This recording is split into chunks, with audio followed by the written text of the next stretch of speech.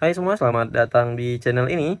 Hari ini kita akan bahas topik yang semakin penting di dunia kerja modern, yaitu DEI atau Diversity, Equity, and Inclusion. Mungkin kamu pernah dengar atau bahkan sudah akrab dengan istilah ini, tapi mungkin masih bertanya-tanya, kenapa ya perusahaan-perusahaan besar itu fokus banget sama DEI ini?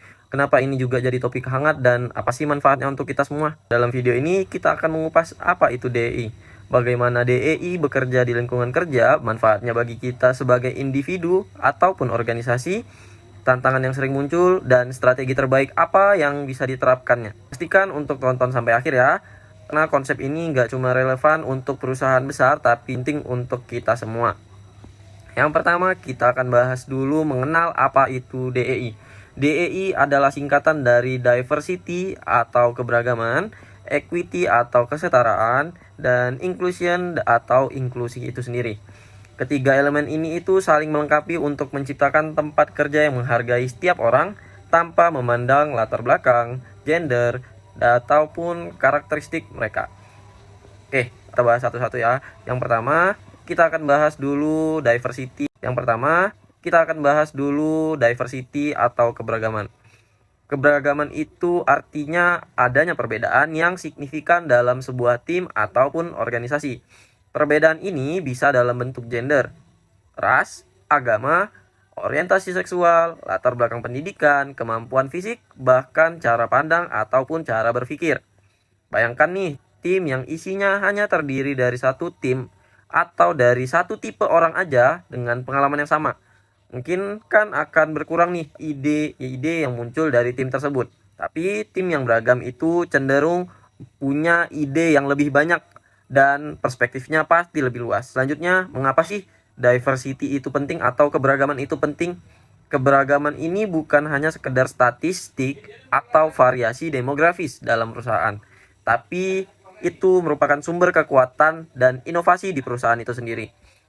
Tim kerja yang terdiri dari orang-orang dengan perspektif berbeda cenderung memiliki cara berpikir yang lebih luas dan lebih kreatif. Misalnya, ketika sebuah perusahaan teknologi ingin mengembangkan produk baru, mereka akan mendapatkan masukan lebih banyak jika timnya terdiri dari orang dengan berbagai latar belakang. Atau ada nih contoh kasus yang lebih real di Unilever. Keberagaman dalam tim mereka berperan penting dalam menciptakan produk yang relevan untuk berbagai pasar di global. Sebagai contoh, mereka meluncurkan refill station untuk produk seperti Rinso ataupun Sunlight yang dibuat untuk menargetkan konsumen yang peduli pada lingkungan. Ide ini lahir dari kolaborasi tim yang beragam pastinya, dengan masukan dari tim berkelanjutan, tim pemasaran, dan tentunya dari tim inovasi dan teknologi. Diversity juga bisa meningkatkan kualitas pengambilan keputusan. Jadi keberagaman juga bisa berperan dalam meningkatkan kualitas pengambilan keputusan karena tim dengan perspektif yang beragam dapat memberikan pandangan yang lebih menyeluruh tentang masalah yang ada. Sehingga keputusan yang diambil lebih tepat dan menguntungkan untuk semua pihak. Oke, next kita akan bahas apa itu equity atau kesetaraan. Equity itu berbeda ya dengan equality. Kalau equality itu memperlakukan semua orang sama rata. Nah, kalau equity memperhitungkan kebutuhan unik masing-masing individu. Misalnya ada perusahaan yang menyediakan alat bantu atau aksesibilitas untuk karyawan dengan disabilitas. Atau memberi cuti yang lebih fleksibel bagi para orang tua baru. Tujuannya itu kan agar setiap individu bisa berkembang dan berkontribusi secara maksimal sesuai dengan kebutuhan mereka. Intinya nih, kalau equality itu memperlakukan semua orang dengan cara yang sama. Kalau equity adalah tentang memastikan semua orang mendapat dukungan sesuai dengan kebutuhan mereka. Equity di lingkungan kerja itu bisa terlihat dari kebijakan cuti yang fleksibel bagi orang tua, aksesibilitas bagi karyawan dengan kebutuhan khusus, atau program pengembangan untuk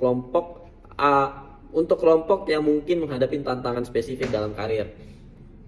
Contoh nyatanya itu di Citibank. Jadi Citibank punya program mentoring yang fokus pada karyawan perempuan untuk membantu mereka mencapai posisi kepemimpinan. Dengan cara ini, mereka memastikan perempuan punya dukungan yang memadai dan kesempatan yang setara untuk berkembang. Walaupun tantangan mereka tuh mungkin berbeda dengan yang dihadapi oleh para pria. Nah, next kita akan ngebahas tentang inclusion atau inklusi. Inklusi itu soal menciptakan lingkungan di mana setiap orang merasa diterima dan bisa berpartisipasi penuh. Inklusi adalah keterlibatan Jadi setiap orang harus dilibatkan pada metode inklusi ini. Bayangkan keberagaman dan kesetaraan itu seperti mengundang orang-orang dari berbagai latar belakang. Tetapi inklusi memastikan mereka merasa nyaman dan diterima saat hadir di tempat tersebut. Jadi inklusi ini soal menciptakan lingkungan yang benar-benar menerima semua orang, bukan hanya mengundang mereka. Inklusi ini juga berarti menciptakan lingkungan yang ramah untuk semua. Karena inklusi ini berarti memastikan semua karyawan merasa diterima, dihargai, dan punya ruang untuk berkontribusi. Misalnya, perusahaan yang inklusif punya budaya di mana setiap orang bebas memberikan ide atau feedback tanpa takut dihakimi atau merasa tidak dihargai. Contohnya lagi dari Unilever ini. Iya, perusahaan Unilever itu memang salah satu perusahaan yang sudah menerapkan DE ini. Keren kan? Ya keren dong. Jadi di Unilever ini mereka menjalankan kebijakan anti diskriminasi yang ketat. Sehingga setiap karyawan dari latar belakang apapun merasa diterima. Ini berarti semua orang baik dari level atas maupun bawah bisa menyuarakan ide-ide mereka. Inklusi memungkinkan mereka benar-benar merasa menjadi bagian dari keluarga perusahaan yang akhirnya meningkatkan loyalitas dan produktivitas di perusahaan itu sendiri. Selanjutnya saya akan menjelaskan manfaat DI tempat kerja. Nah, kalau bicara diversity, equity, and inclusion, mungkin banyak orang yang bertanya, apa sih DI ini buat karyawan? Nah, apa sih manfaatnya bagi perusahaan? Ini menarik bahwa implementasi DI bukan cuma berpengaruh pada kesejahteraan karyawan, tapi juga bisa berdampak pada performa dan reputasi perusahaan. Adapun manfaat dari DI ini yaitu inovasi yang lebih tinggi. Nah, bayangkan manfaat terbesar dari keberagaman atau diversity ini merupakan meningkatnya potensi inovasi. Bayangkan kalau dalam satu tim hanya ada orang dengan latar belakang sama, pastinya dengan ide yang sama. Tapi dalam tim yang beragam, setiap anggota ini membawa perspektif dan pengalaman dan cara berpikir yang berbeda.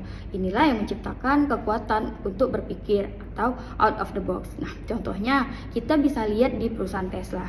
Mereka punya tim yang beragam, bekerja lintas disiplin untuk mengembangkan fitur autopilot. Nah, ini bukan fitur biasa, namun teknologi yang canggih memungkinkan mobil untuk mengemudi sendiri.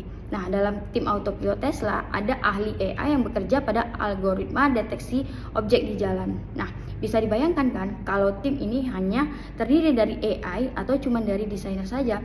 Namun fitur autopilot mungkin tidak akan seaman dan intuitif ini. Jadi keberagaman bukan cuma soal siapa yang ada dalam tim, tapi juga soal bagaimana ide dari berbagai perspektif ini bisa menghasilkan produk yang luar biasa. Nah, manfaat kedua yaitu akses ke talenta yang lebih luas. Nah, dia ini membantu perusahaan menarik dan mengakses talenta dari berbagai latar belakang. Saat perusahaan menunjukkan komitmen pada keberagaman, kesetaraan, dan inklusi, maka perusahaan menjadi lebih menarik di mata para pencari kerja, terutama dari kelompok yang mungkin kurang terwakili. Nah, salah satu contoh adalah Sinarmas. Perusahaan ini jalankan program beasiswa yang menargetkan untuk mahasiswa dari berbagai latar belakang, termasuk mereka yang mungkin punya keterbatasan ekonomi.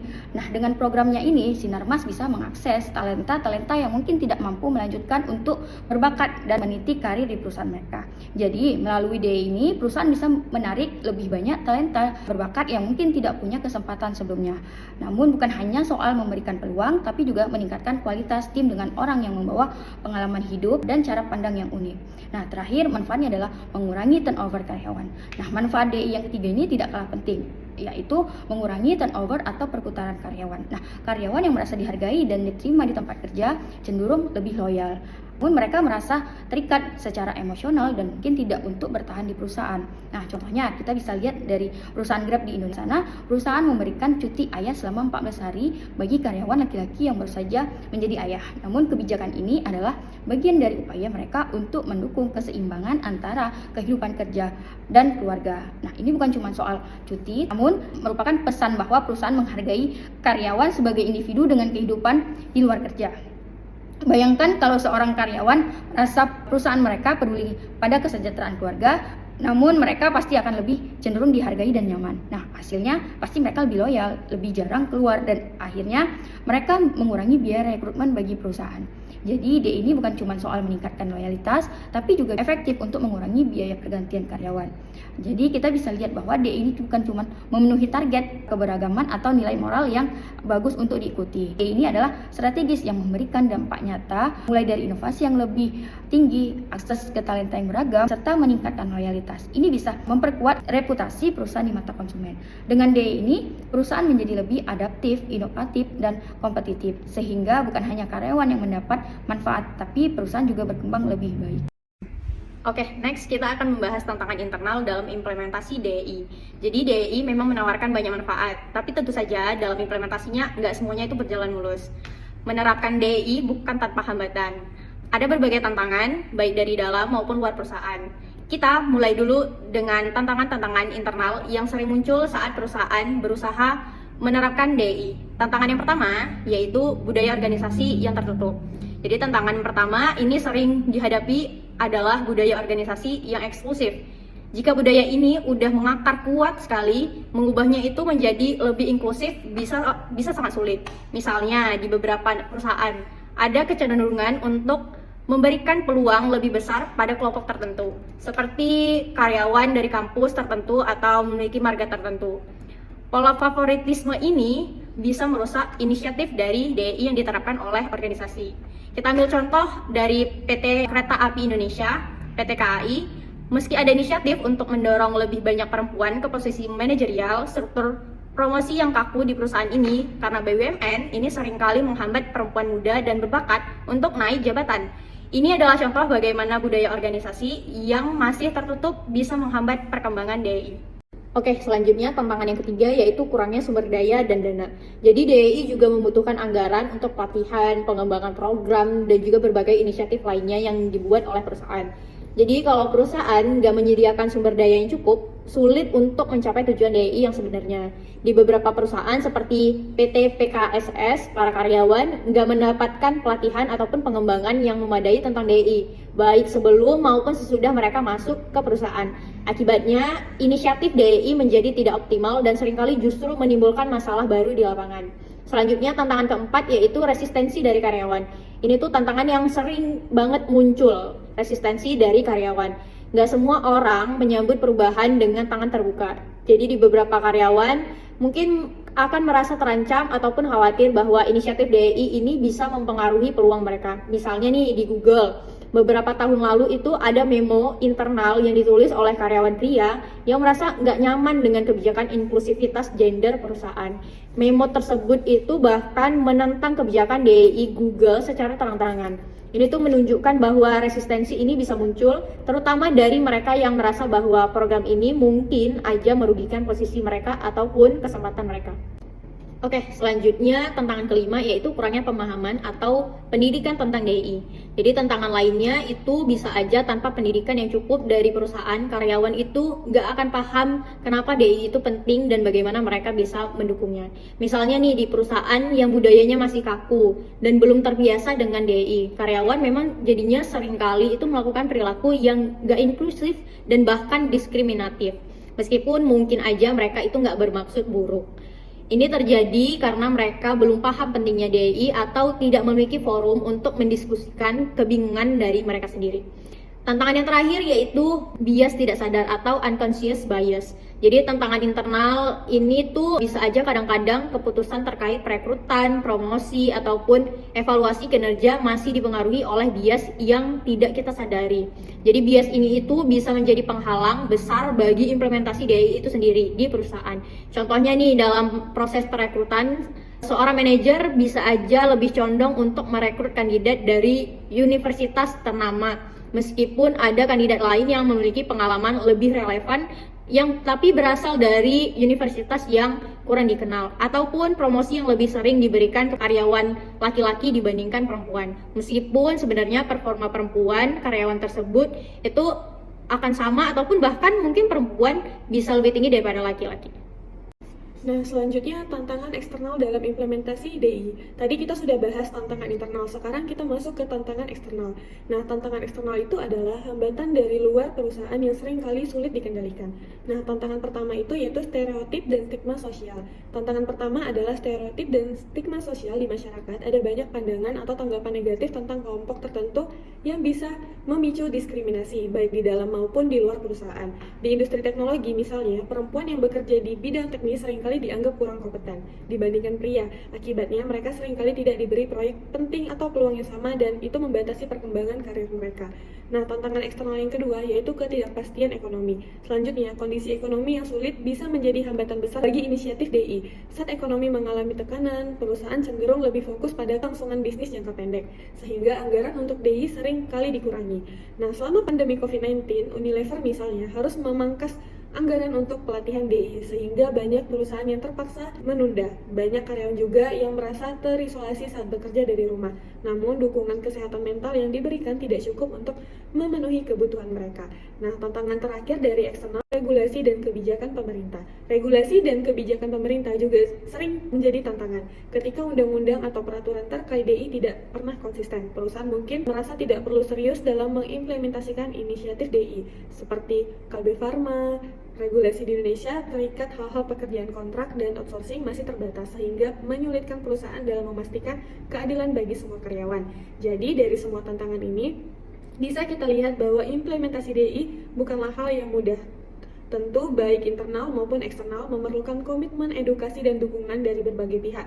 Tapi satu hal yang pasti, walaupun tantangan besar, manfaat DI jauh lebih besar lagi untuk keberlanjutan perusahaan dan karyawan. Kita sudah membahas panjang lebar tentang DI dan apa itu DI, tantangan-tantangan yang dihadapi hingga strategi yang efektif untuk menerapkannya.